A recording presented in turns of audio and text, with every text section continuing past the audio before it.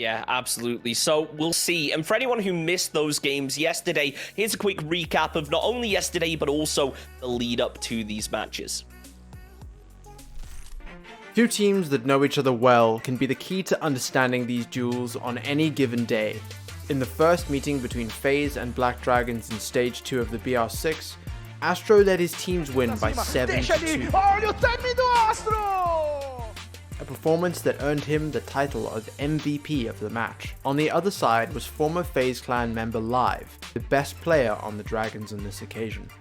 Contra a FaZe a gente entrou um pouco apático do que a gente queria entrar no jogo. A gente demorou para pegar algumas kills iniciais que a gente sabia que dava para pegar em alguns players que faziam plays repetidas. E isso custou bastante para a gente o início do jogo e a gente não conseguiu se engrenar depois e custou a partida. Então, nosso primeiro split contra a BD, o mapa foi café. A gente já estava jogando muitas clubes e também eles baniram o Oregon, né, que é o nosso mapa mais forte. A gente sabia mais ou menos que iria cair café.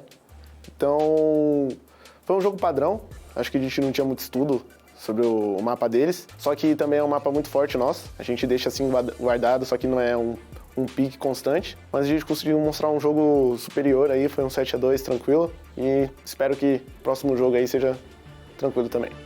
Everything indicates that this will indeed be another smooth match for Bullet & Company.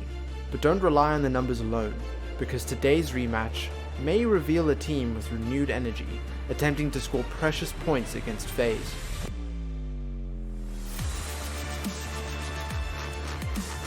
Hoje contra a FaZe vai ser um jogo diferente da nossa parte. A gente tá com um estilo de jogo mais diferente, um pouco mais agressivo. Vai ser bem legal e vai ser bastante trocação, hein? Então, a BD atualmente, né, teve mudança no time aí. Se o nosso time estiver constante no dia ali, tranquilo, vai ser uma vitória aí, muito suave. Pode ser um placar longo aí, até porque eles mudaram um player, que era IGL, uma função muito difícil. Mas espero que o jogo seja tranquilo. Will Astro and Live be the highlights of their teams again? Looking to change their first stage fate, will the Dragons be able to take a stand against this top table team? The only way to find out is to watch this exciting clash between FaZe Clan and Black Dragons.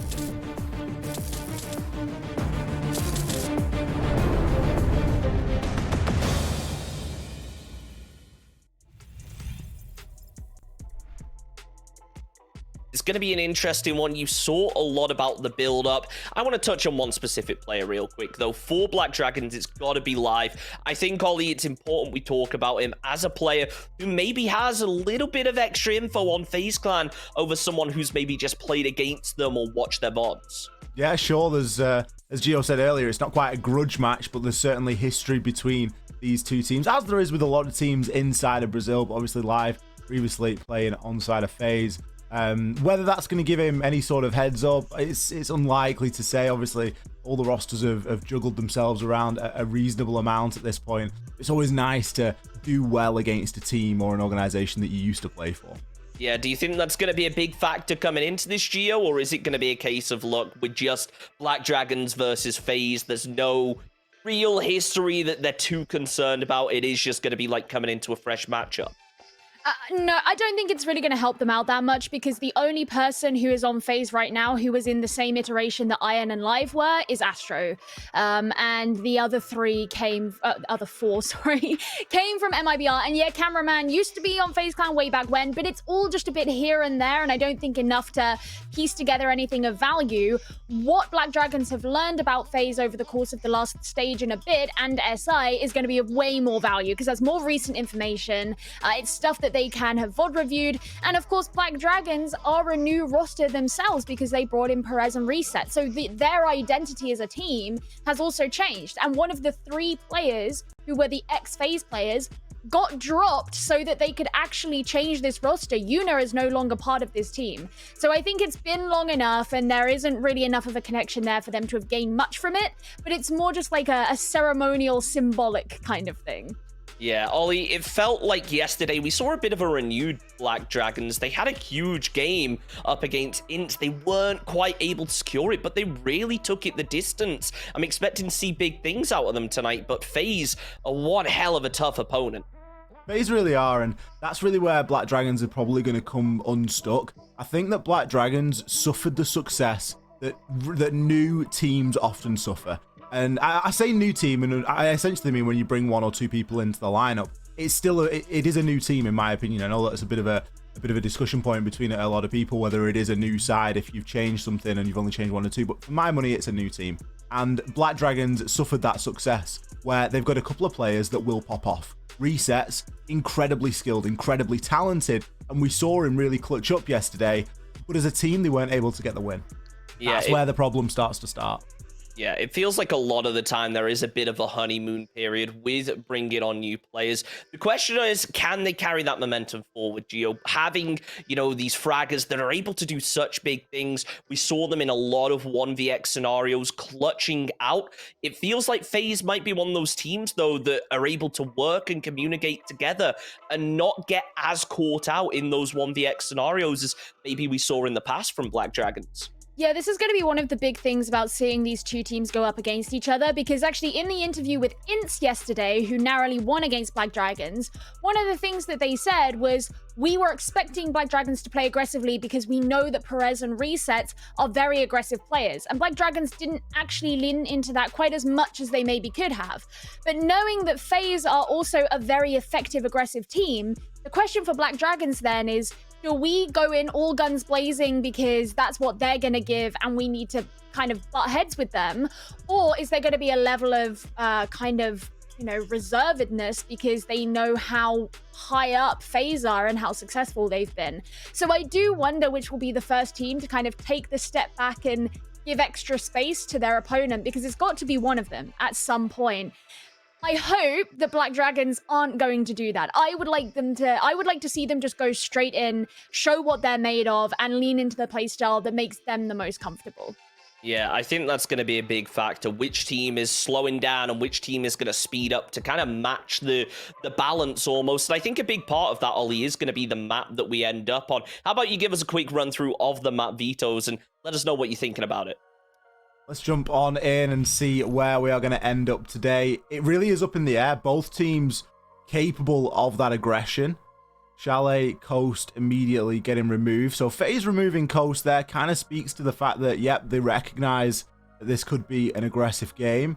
Maybe headed to either an Oregon or a Clubhouse right now. It is, in fact, going to be an Oregon. So Black Dragons, they have essentially got the wish, I guess. They play the same map twice. Yeah, it's a useful one, being able to adapt those strategies that you've already learned and any mistakes that you've made, being able to improve on them. I guess we're going to see just how much Black Dragons have improved, though, because the game is underway. We're over on Oregon. So, Gio, Ollie, take it away. Thank you very much indeed, Chunks. We are going to jump in now to game number 1 tonight. Black Dragons versus FaZe. Gio, the map, Oregon. In my opinion, not a map that FaZe are renowned for. It is the map that he had an awful game against Team Liquid on just the other day. That doesn't obviously mean that it's going to be a complete disaster for them here, but you are right. And I think they did speak about wanting to spread out a little bit, and looking over the last few months, 4 times they've played Oregon, they have a 50% win rate on. They beat G2 and they beat Team 1, neither of whom terrible teams. It feels a bit weird still to say that G2 are just not a terrible team rather than best team in the world, but I suppose it has been a while. But I think that whatever it is they have planned for Oregon, this game is something where they're more likely to find success in trying those out because they're not going to be completely shut down like Liquid did to them. Well, if we're talking about Liquid, and it seems strange to do so in this matchup, but the recent history for both of these teams playing on Oregon, Black Dragons played at the end of stage 1, and they were able to best Liquid, which was a little bit of an unusual one. And then obviously FaZe losing out to Liquid the other day. So a map that, whilst neither team is particularly well known for it, is a map that both teams can play. We'll have to see how this all shakes off, if Black Dragons are going to be able to almost redeem themselves for yesterday. It was a real heartbreaking defeat for them. They just get bested by Ince despite having such a great advantage. But they start off on the defense here again, which is where they did particularly well yesterday. Yeah, I think this is the better side for Black Dragons to start on. Yesterday, their attack really slipped through their fingers quite a bit. And that's not to say that it would necessarily do the same thing in this game. And part of that might have been a momentum thing, and it might have been that it was further on in the game, and they were starting to lose their touch. Whatever it might be, there are a ton of different reasons why that might be the case. But from a perspective of looking at proof, I suppose, and having direct, tangible proof that you've done well on one side, I suspect the Black Dragons would feel more comfortable starting on the defense. So it is nice for them to see that that is going to be the case. It's really interesting to me as well, actually. I just want to point out, Black Dragons banned Goyo, which I don't think is an operator that we've seen be banned so far in this stage. But we have seen Goyo be really rather prevalent in a number of the games that we've watched, Ollie. Yeah, Goyo is not quite a staple, but certainly an operator that we see played a heck of a lot in that. Brings great shields, brings great gun. Very capable of playing sort of that anchor role, and it was something that Black Dragons used quite a bit yesterday. See how this roam clear goes for FaZe. Perez is going to get himself into a bit of a duel here, potentially. Cameraman doesn't have the intel, but he's going to go for the stun and the lion scan. Perez is going to get caught out there, but not actually finished off. How has he been able to get away with that bullet eventually swinging on in to finish that one out? Not the cleanest, but they got the job done. One of those key players that we spoke about for the side of Black Dragons, Perez, is one of the new members of the team and very happy to play aggressively and clutch up when required. So to have that threat taken off the board is certainly a good thing for FaZe Clan, but having lost Cyber, they get their own back. Toxi getting that kill for himself. That means the nades specifically that were in his hands no longer available to FaZe, and they're not carrying any more on any of their other operators. So for things like self-destruction, they basically have to rely solely on Zafir here. Not ideal, but by no means impossible. Astro gonna look to try and gather a little bit of intel there, maybe make use of the Twitch drone as push into meeting is still happening. This extended roam has been relatively successful so far from Black Dragons. The loser vigil is kind of expected. That's why you put him out there on the roam. What a C4 there. It's going to down cameraman. Unsure at this point if he's going to get finished off or picked up, but resets. He maybe knows that he got the down there, but he's not going to look to try and thirst on to the kill and finish it off. Now the information comes in from Bullet, and Reset still has to stand firm here. Astro finds a nice little opener onto Ion as he was getting a bit too aggressive there. Reset's still in a good position to try and hold this angle, and with the Toxic Babe canisters, it's going to assist him. The players aren't going to be able to push in as easily. Souls finds himself a freebie. Now really is the time for Black Dragons to start hitting the shots, but they are going to be unable to do so. Astro with the final, well, one of the final frags there. The big laundry push came through from FaZe to close out that round. That was a very good C4 onto cameraman. And actually, his reaction to it was really peculiar because he almost reacted to it how you'd expect someone to react to a flashbang, where he looked away, but he didn't move. So at least he got picked up, and I think that really lent into the way that FaZe Clan, they either decided that they were going to go for a freezer push overall, or they adapted to go that way specifically to pick him up. And given how much time was left, I assume that that was already part of their plan. They had already spent time focused on freezer, so I don't think it was a wild adaptation, but the fact that they were coming down there meant that he was able to be picked up.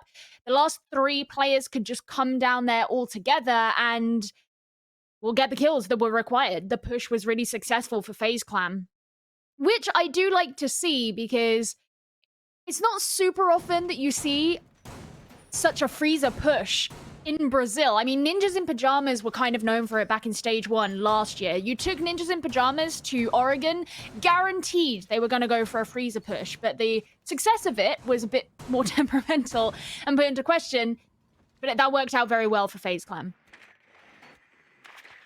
Certainly did. I've just been looking over some of the compositions for Oregon. And FaZe, whilst they do play the Goyo, it is played a lot more by Black Dragons. So you do kind of wonder about that ban, especially when you're starting off on the defense, to remove the Goyo from yourself. It does seem a little bit strange. Obviously, we'll see if it has a big impact on them, and I'm not suggesting that a Goyo was the difference between them winning or losing the previous round, but certainly something that's worth bearing in mind for the time being, just to see if there is a big sort of obvious lack of utility here for these defenders. In the meantime, another attempt for Black Dragons. They've gone upstairs this time. They've taken themselves to dormitories. They feel like they maybe just have a little bit more success here. They know, of course, that FaZe kind of looking to push in through Attic as they've spotted out the Maverick hole that had been opened. But what you typically see is Maverick doesn't go in for opening the entire wall at first. You'll often see something to send in a drone and usually a hole a little bit higher up to throw in something like a nade. But that hasn't so far been done. And especially with dealing with the Wamai magnets that are being thrown out by Iron here on Black Dragons, that may be a little bit redundant anyway. He's got 2 Wamai magnets right by him and he threw another one up. FaZe Clan are also spending a lot of attention over on the games side. This is an interesting position from Cameraman as well. They're going to try and go in for the nade from behind because they know where the magnets are. They've been burned out by the flashes, and finally the shield is taken down. Ooh, great nade coming in there. Astro in a prime position to finish off Ion as he was only downed, but the push is continuing to come and the net starts to tighten. Resets. A lot of aggression. Is he going to be able to find himself the second? No, gets taken out. Bullet has got full control. Toxie is left to make the rotation. Seriously getting caught out. Maybe gets a chance at 1, but with the plant going down, it's going to be a 1 versus 4 clutch. He's got intel, but he doesn't have the shot. Cameraman with the pre-fire from the top of those white stairs. FaZe, as soon as they decided that they wanted to make that execute happen, Bullet was straight on in there. I do really like the approach that was taken by FaZe Clan and the way that they coordinated in order to clear out specifically Attic, which was an area that they decided was integral to their push. The thing that I have a question about there is the fact that Cameraman needed access to Armory or Armory Stairs, any of that entire part of the map. Black Dragons had roamers out. You know, they could have easily flanked and caught Cameraman out. And the fact they didn't suggests that they didn't have the intel that he was there. Eventually, they would have known once the nade was thrown in, at least. But you have Patoxy elsewhere on the map. Sure, he got one frag at the very end, but you can't really do much from there. And yes, he was on his own at that point. But if you've got people playing off-site, I feel like you could have taken advantage of that situation that FaZe Clan set up, because there was very little protection for Cameraman when he decided to play there. I think the weird thing about where Patoxy was that it wasn't like he was underneath trying to challenge for a C4. He was kind of inside a small office, and you just sort of wonder, well, why? Like, are you going to get aggressive and try and challenge onto the double window? Like, are you thinking about jumping out, or are you thinking of trying to find an angle onto someone that's maybe playing outside of Attic, trying to get an angle into kids? Like, it just seems a little bit peculiar for that to be the position that Patoxy got caught out from. So certainly a question on the side of Black Dragons. They've gone back downstairs now as they're still desperately trying to find some sort of advantage. But still, upstairs not working for them. This downstairs laundry site didn't work for them previously either. What is the change going to be? There is a slight difference in their operator lineup that they decided to bring for the defense. I don't believe there was both a Wamai and a Jaeger back in round number 1. I think that was a change that they made for round 2. And knowing that these projectiles are going to be very important for FaZe Clan, trying to prevent that as much as possible is very valuable to Black Dragons. Now, FaZe Clan have actually decided to bring 2 sets of nades as well this time. Cameraman wasn't playing on Maverick back in round number 1. When they lost Cyber on the sledge, they lost the only projectile options that they had. And even though they could still win the round, they still lack that utility. Now, Cameraman gets the first kill, and that's on to Live, who you can see switching between the points of view of all of his teammates. But Astro's going to get caught out in a rather messy 1 versus 2, pushing down into the basement already. How is he there at this point in the round? We're not even halfway through, and Astro's already challenging sight finds himself a frag, does get taken on out. But still, there's information now available. FaZe not really looking to waste any time here, as already they're aggressing through Freezer. Resets is going to come under a hail of nades, no doubt. Cameraman still has one left in the pocket. FaZe are taking a moment to just hit that reset and to say, yeah, we've got ourselves a nice little advantage. We've managed to pick up 2 kills. How are we going to try and execute this final minute? Because they've still got a load of time, and Black Dragons at this moment, they're going to be wondering what is going on and where this push is coming from. Somebody on the side of FaZe has essentially shown themselves at every single different angle aside from this bunker, but we can see that there is going to be a player hanging around outside of there, just gathering a little bit of intel.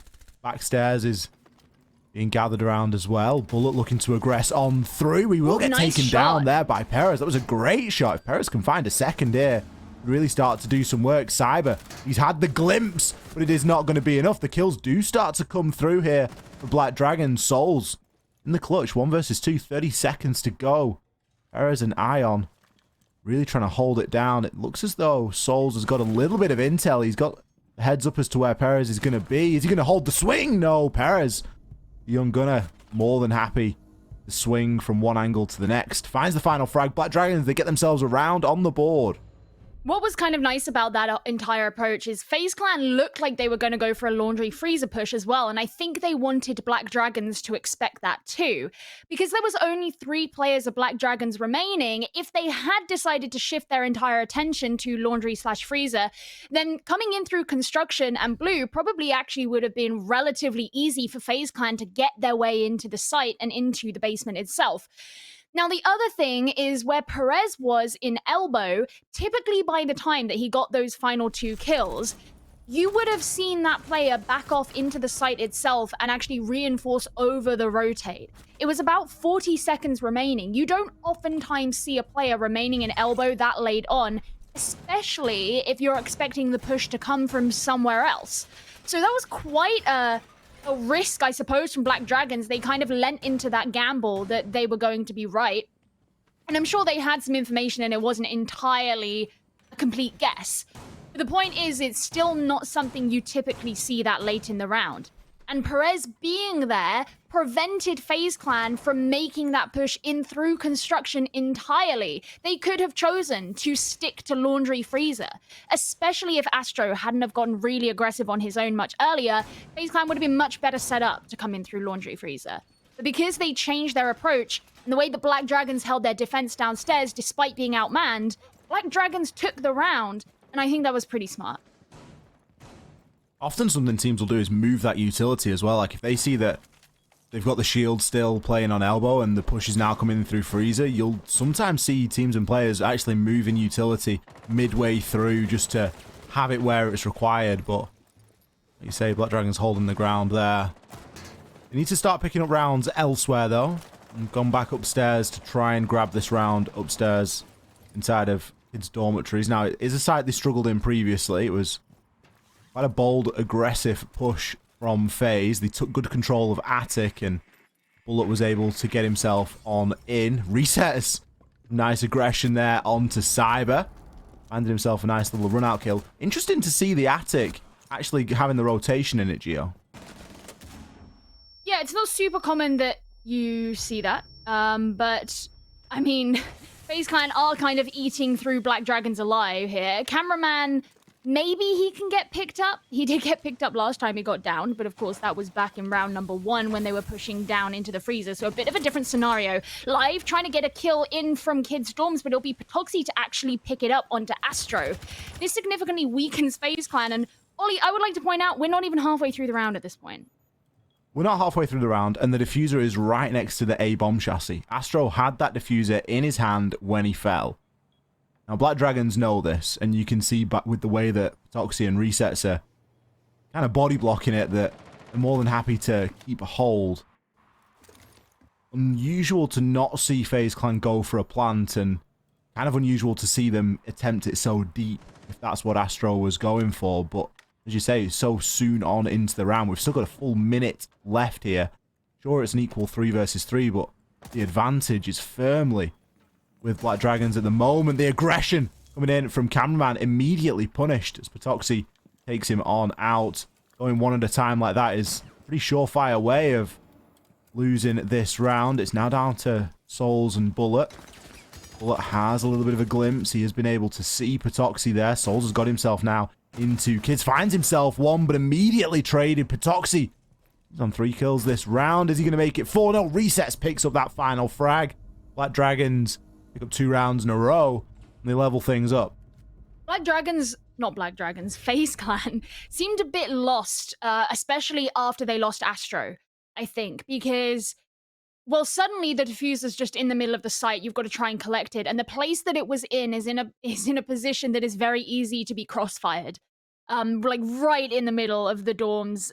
You know, not the best place. You can be shot from White Stairs, you can be shot from Attic, you can be shot from Kids' dorms, you can be shot from Trophy if someone wants to walk on forward. So not great from that perspective. They would have had to have picked that up if they wanted to go in for a plant. But also there simply weren't many of them left remaining at that point, and it's very hard to coordinate the multi-dimensional push that you really require on the top floor of Oregon to methodically bring down the remaining defenders. So when they actually pushed in, they couldn't look for places or for issues that would be present on somewhere like White Stairs, for example, which is where Resets got his final kill. So it just became very messy, I think, for FaZe Clan, and I would like, going forward, to see Astro not go in on his own early anymore, because we've seen this happen a couple of times now, in this game in particular, where Astro has gotten into the site very quickly, he's on his own, and he gets taken down. It's really hard if you're the rest of the team to make up for that.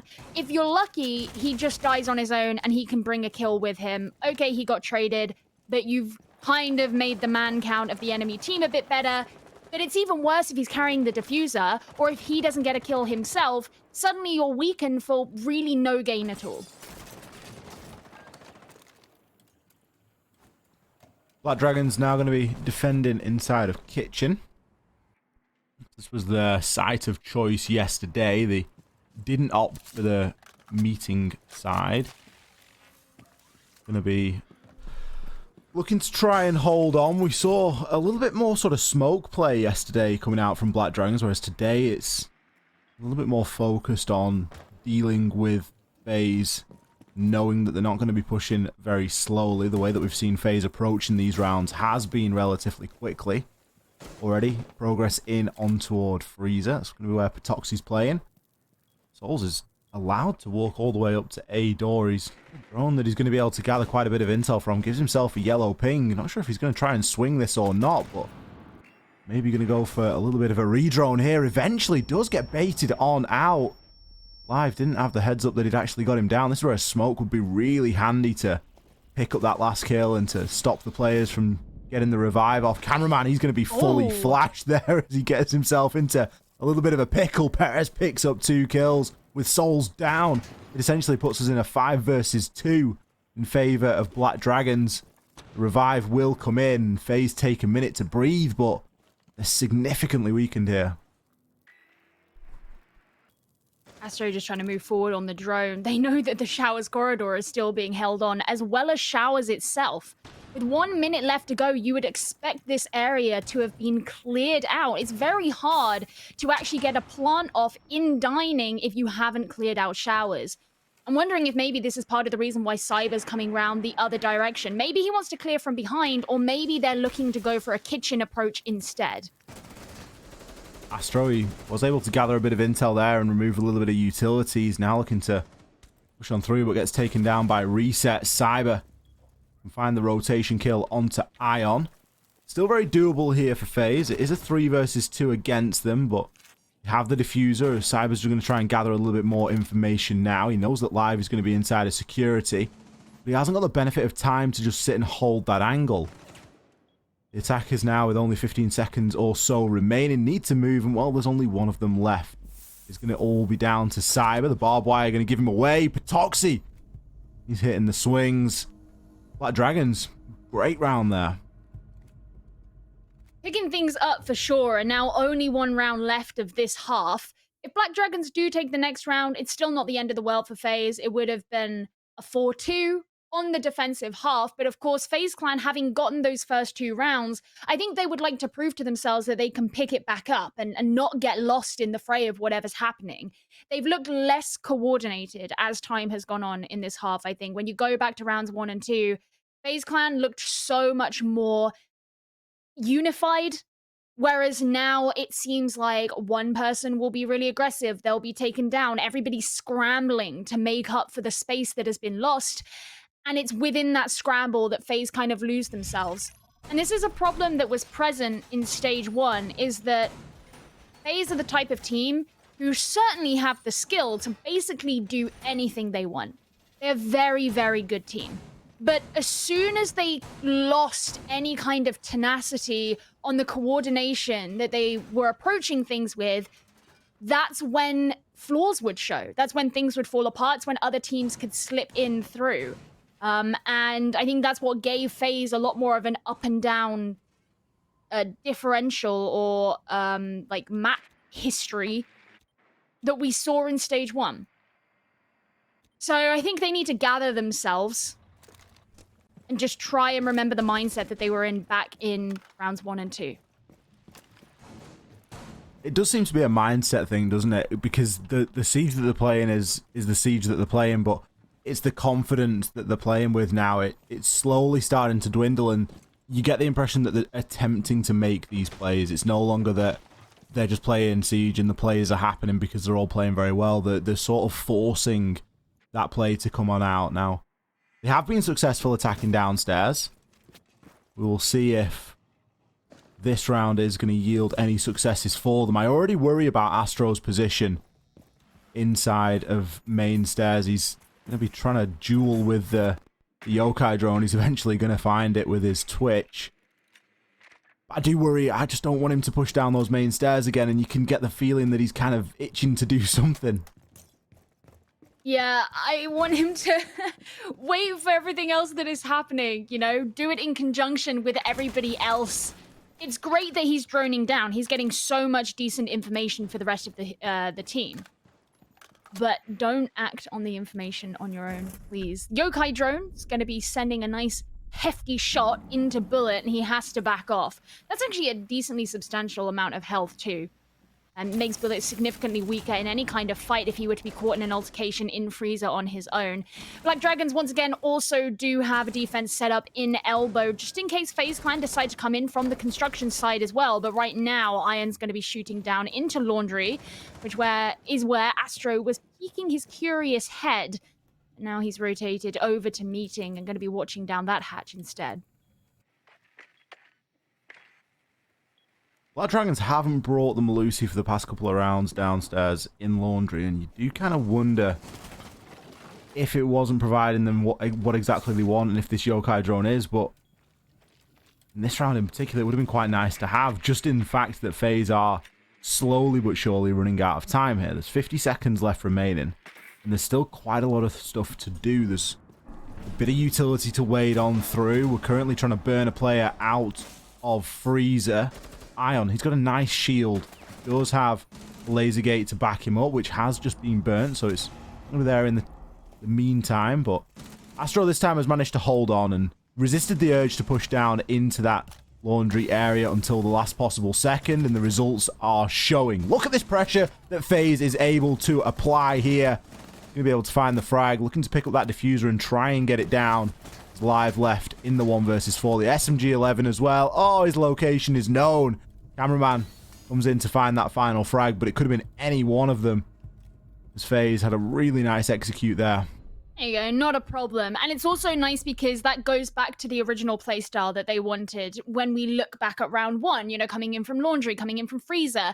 Astro did stay back a bit further. Yes, he moved over to Meeting Hatch at one point because he was trying to burn out some of the utility, but actually going back and making the coordinated push together. It is when you send 3 guys from FaZe Clan into Freezer, that seems to be the game over for whoever the opponent is. So it was nice that they committed to that, even though there was not a ton of time left on the clock at the end, but I still think that they did the execute at a good time. It wasn't super pressured or super rushed. They weren't running any issues with it. And it does mean that FaZe have managed to finish the half off at 3-3, which I think is a pretty substantial achievement, especially given that they were on the attack. So I don't see anything to be worried about. If your FaZe clan, despite the 3 rounds in the middle that were a bit touch and go for you, now they can move on to their defense. And this is actually a very interesting defensive setup because we don't often see this kind of operator lineup, especially not here on Oregon. You know, you might see something like this on a Villa defense, maybe. If you're doing an extend over to the north side, perhaps, and you're defending AVG. But for a basement defense on Oregon, when's the last time you see an Alibi and an Ella? I've seen a lot of Ella, and it's very specific to one team inside of the Nordic region. And there's a guy there called Tiger who loves to play Ella shotgun on those back stairs. Cyber has been known to play that shotgun from time to time, but I agree, it's bringing everything, isn't it? It's the Frost in conjunction with the Ella, in conjunction with the Alibi. Yeah, it's like the whole package. Yeah, it's the composition as a whole is, I don't know, I'm not going to say it's never been played on Laundry inside of a competitive game, but it will be a very low percentage of rounds played to have this sort of lineup, mainly because you're missing out on a couple of key things. You know, you've got a C4 in there, and you've brought 3 shields, so you're kind of making up for the fact that Goyo's been banned, if that's what they're looking to do with this lineup. No smoke as well, that's pretty huge. You've got no smoke, yeah. We've not seen smoke played all game either. We had some smoke from Black Dragons on their defense. Maybe when I wanted it, it wasn't there. Well, either way, there's not going to be smoke for FaZe Clan. This is a really nice nade, but Bullet's going to be able to avoid most of it. I think it just bounced off the door frame and down the stairs. Very lucky there, though. Hello? Like, that looked like it would be like a guaranteed nade kill. I know. Bullets, he's going to be counting his lucky stars there. Souls, some strange aggression there onto Perez. Going to get shut down. Bullet has made it back into Freezer. Bit of an unnecessary loss there from FaZe. It's not the first time that we've said that, so, you know, you got to kind of take them as they come, except that it's part and parcel for FaZe Clan. Every now and then you'll see an unnecessary loss. It's not going to hold them back, though. They've still got some off-site play, maybe. I think everyone's probably moved back down, actually, at this point. Black Dragons, they've got the meeting hatch open.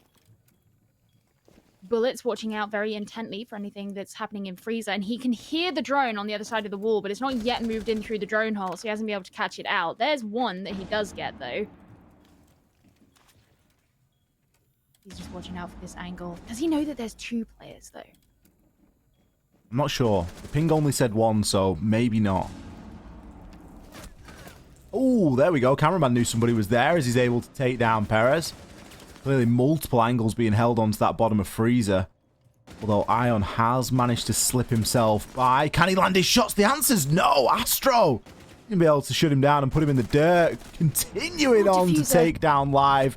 Dropping that diffuser. A desperate electrical hatch drop has come through as well and will be the end of resets. And poor old Patoxy here. Not sure anyone really knows where he is. Angles are just really being watched here. Astro's looking to confirm this final frag. Cameraman will yoink it. Cameraman or Astro, take your pick outside of that round. Both of those guys played incredibly. Yeah, that was a really nice opening defensive round there from FaZe Clan. They were pretty disciplined in, you know, having a couple of players off site but didn't stay there for ages. It wasn't like they committed to a full or deep roam or anything like that. And having the information on the push that was coming in from Black Dragons. I mean, over in Freezer, like you pointed out, there was only a ping on one player, but Bullet and Cameraman a little bit later on working together could stunt that push. Then you also had the player who was brought down in the laundry doorway. And as soon as the diffuser is cold on the ground, that is the only thing you need to worry about. Because you can all just guard it. You know that if they want to pick the diffuser back up, they've got to go to that exact location. It's perfect. The only other way for an attacker to win the round would be to kill everybody. But because there were 4 players of FaZe Clan who were remaining, if you've got them all kind of watching a similar location, you think a 1 versus 4 in that situation is going to go that well? You know, so for the most part, that is really what you need to be focusing on, is a drop diffuser. And if it's out in the open like that and it's a very difficult place to inconspicuously retrieve, then good luck if you're the attacker. Not the first time tonight that we've seen the diffuser go down in an unfortunate location and it really hinder the attacking team. Happened to FaZe as well, and it happens to anyone. You've really got to be careful and conscious of where it is, as it often can get itself into some positions where it can be quite difficult to retrieve. FaZe gonna be going upstairs now as they try their hand inside of dormitories. Not too much of an unusual lineup this time. I'm starting to think, Gio, that the reason for the previous lineup was genuinely for 3 shields. Because it makes a lot of sense that that's what they were trying to bring, because now they're just going for something entirely different, and instead they're bringing a ton of C4s. Yeah, I mean, why not? I can totally see that being perfectly valid. As I said, they didn't play a deep roam or anything that you might expect from someone like an Alibi, or I don't think they had their Ella in some rat corner somewhere, so it would make a lot more sense for that to be it. Opening kill from Astro onto Perez, who has been causing a lot of grief for Black Dragons, and resets too. So those are those 2 kind of MVPs, I suppose, lately for Black Dragons that have been taken down straight away. And there is still a player here in Attic from FaZe Clan, and that's Cameraman. I was going to say he'll be able to cause a direct problem for Iron, who's looking to push into Attic, but instead, Cameraman has backed off. He's opened up a larger line of sight through into the pit, rather than having any kind of reinforcement off. And that means that that area should be easier to defend from the kids' dorms itself. You get the impression that Black Dragons just didn't do enough droning in the early part of this round, because they were laser focused on getting that attic wall open, and they kind of forgot that FaZe could actually be roaming underneath the site, inside of kitchen, inside of dining, inside of meeting, and that's really where they've been hurt from now. Now we're just in a bit of a stall out while Patoxy holds the angle and is waiting for Ion to make that rotation. Ion has got himself underneath, but realistically, what's he going to be able to do as soon as this skeleton key starts to kick off? He's going to broadcast his location. He's looking desperately for Cade Electroclaw, as is going to be just there inside of the little set of drawers there. It's a very ingenious little hiding spot, and it just goes to show you've really got to check every nook and cranny when you're looking for those Electroclaws. Cyber could see some success here, and he will. Patoxy entirely unaware, leaving everything to do now for Ion and Live. They have a 2 versus 5 ahead of them and only 20 seconds left to go with an Echo in play. It's going to be very difficult to try and extend the clock by getting the plant down.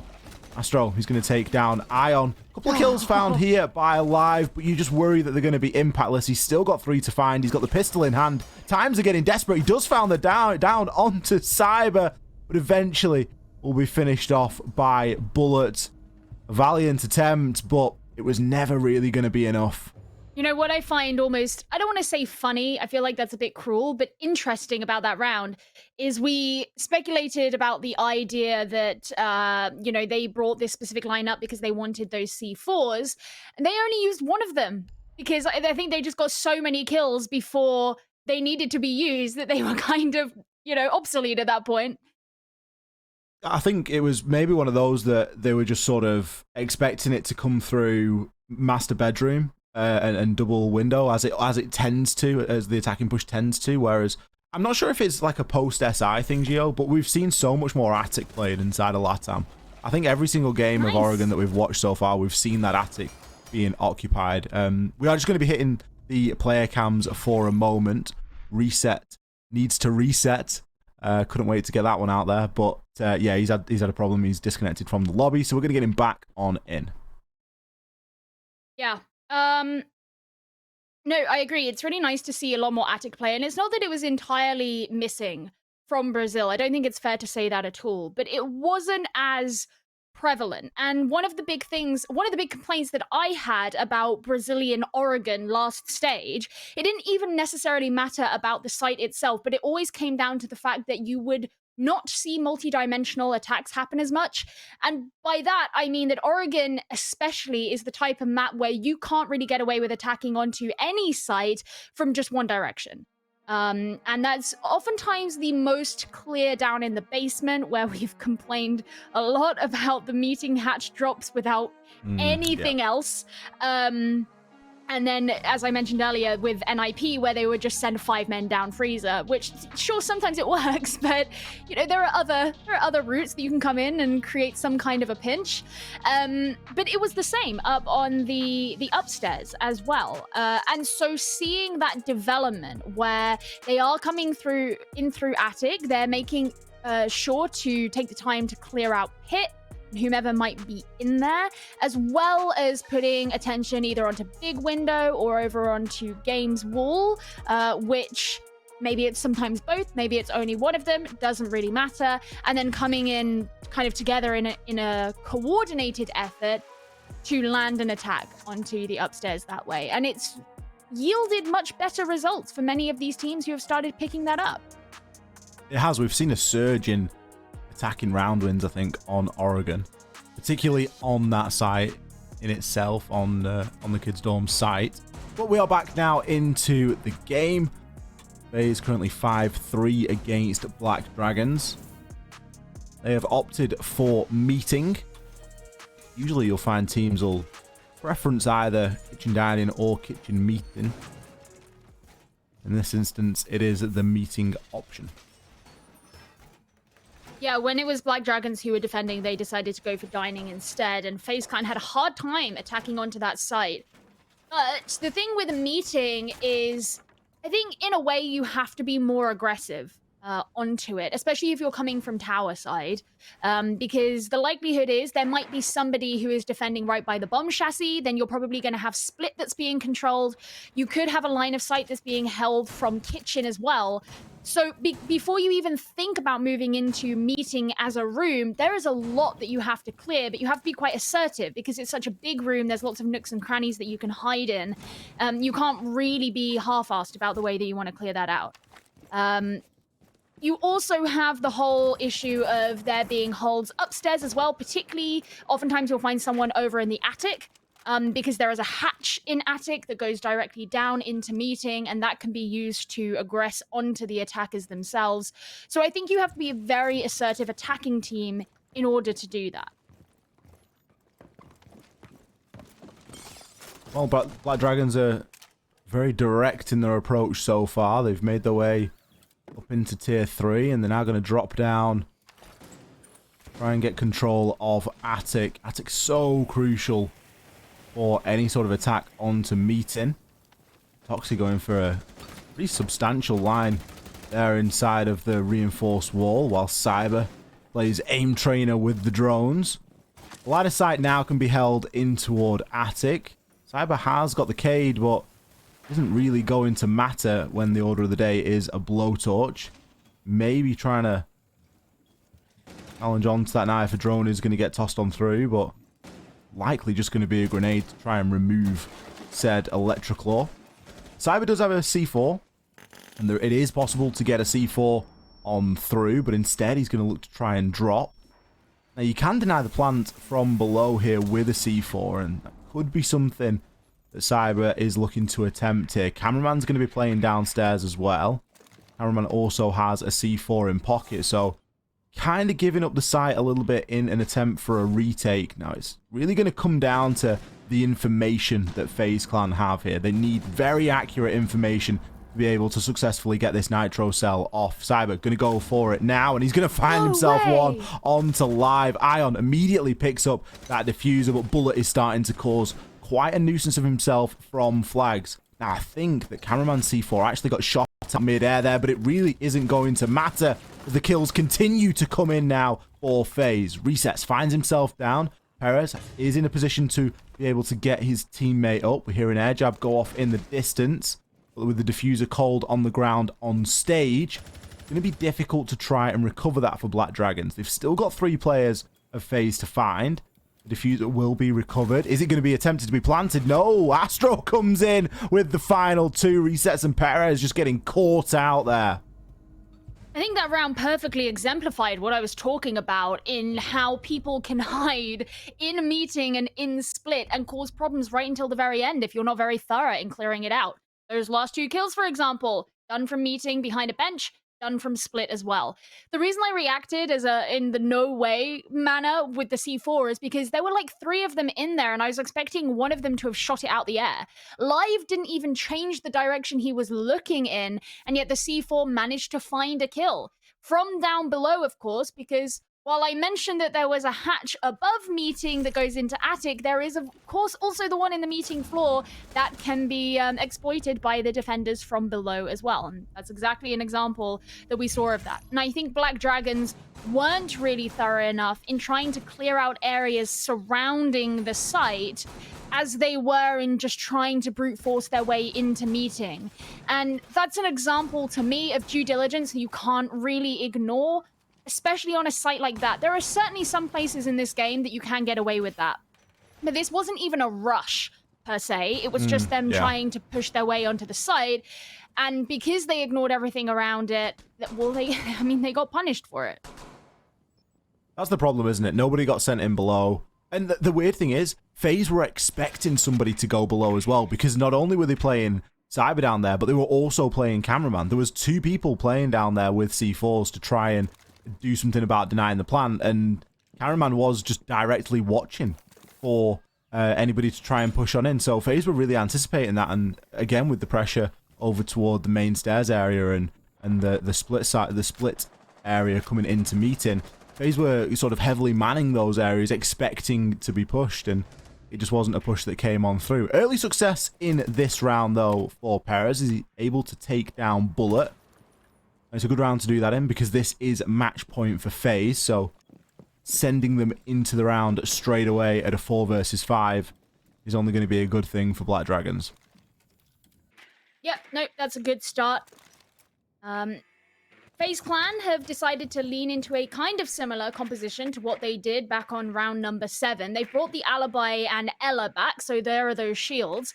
But instead of a Frost, they've gone for a Pulse. They also have an Aruni, which I don't think they brought back on that the first round of this half, although I could be mistaken. So slightly different there. So that's not a third shield that's going to be in play. You don't have the traps that are going to be laid out, but you could, I suppose, think of Pulse as a trap in and of himself. He has a C4 in hand. He can provide information to the rest of the team, especially if Black Dragons are all going to be above the site, which they are right now. And Cameraman can look out for those. You can see right through the cardiac sensor as we speak.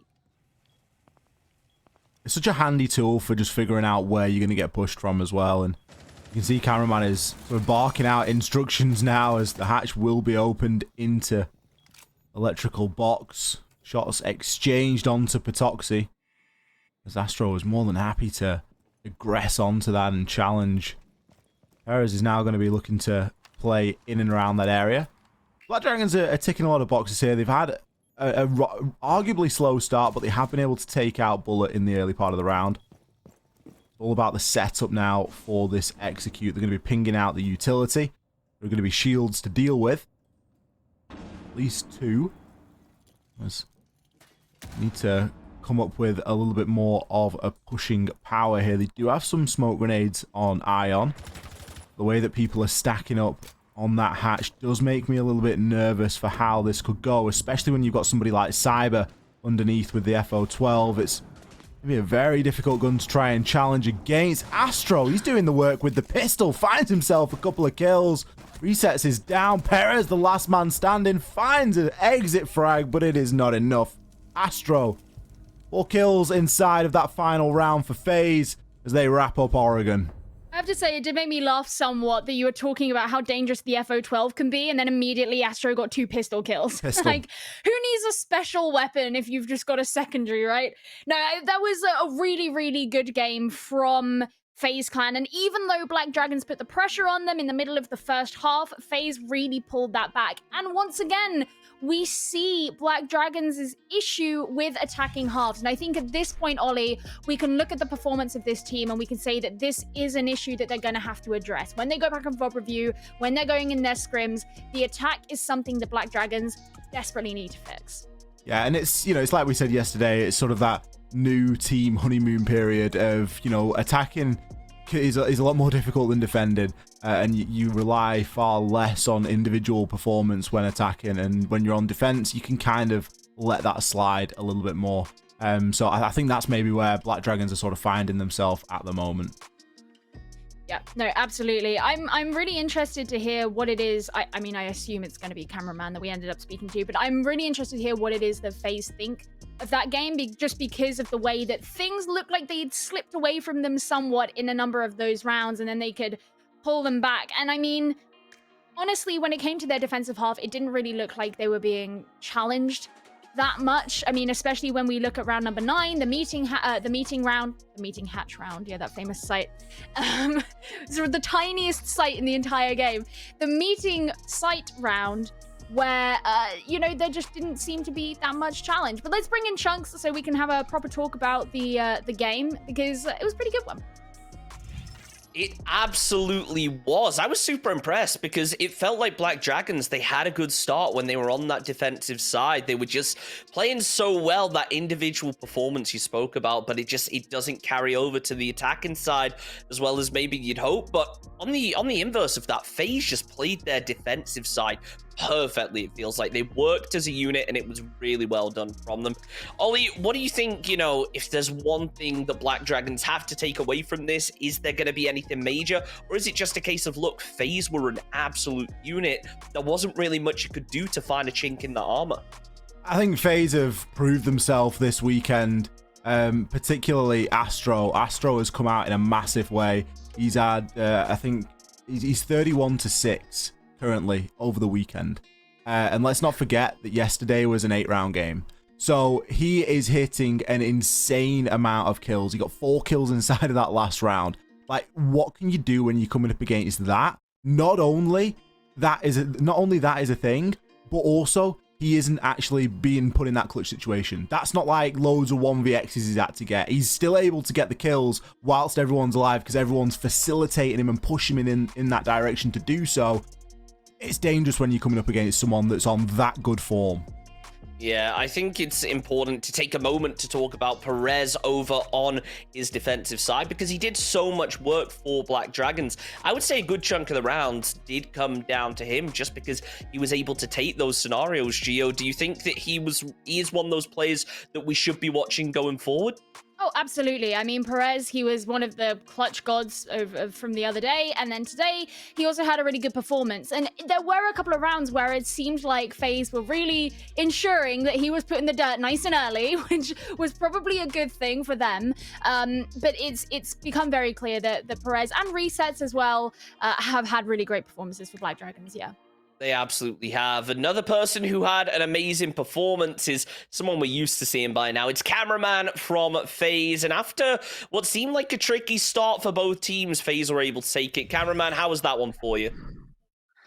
Yeah, I think you guys are tired of seeing me. That's what happened. No, never. That's what happened when any of the team speak English, so I try my best here. So yeah, we had a great game today. Black Dragons were really predictable, in my opinion. They did the same job they did yesterday against Team 1, and we just studied the game and countered them. The post play, we knew everything that they were gonna do, and we did our game. We did our best. Yeah, it definitely, we could see that you were prepared, that you were ready, especially when it was on that defensive side. We saw what was very similar to what we saw yesterday, but you guys just played slow, you worked as a unit, and you let Black Dragons come to you. Is that something that you're planning on doing for most of the teams, or is it something that you change depending on how aggressive the squad you're coming up against is? Some teams are not that easy to read, let's say. But like, if you watch Empire back in 6th Rally, Major Rally, they were just playing the same stuff every round. So for me, this game against Black Dragons was kind of the same game against Empire. We knew everything that they were gonna do, and we started the game in advantage. I mean, the big difference, right, is that Empire won Raleigh and Black Dragons didn't win this game. Yeah. The things no, but I'm saying about the Clubhouse, because they had a really frightening Clubhouse back then, and we did 7-1 against them back then. So that's basically the same strategy that we use, like counter strategy. So we did the same thing. Yeah. Well, one of the things that I wanted to ask actually is looking at the 3 rounds on the first half that you guys didn't win against Black Dragons.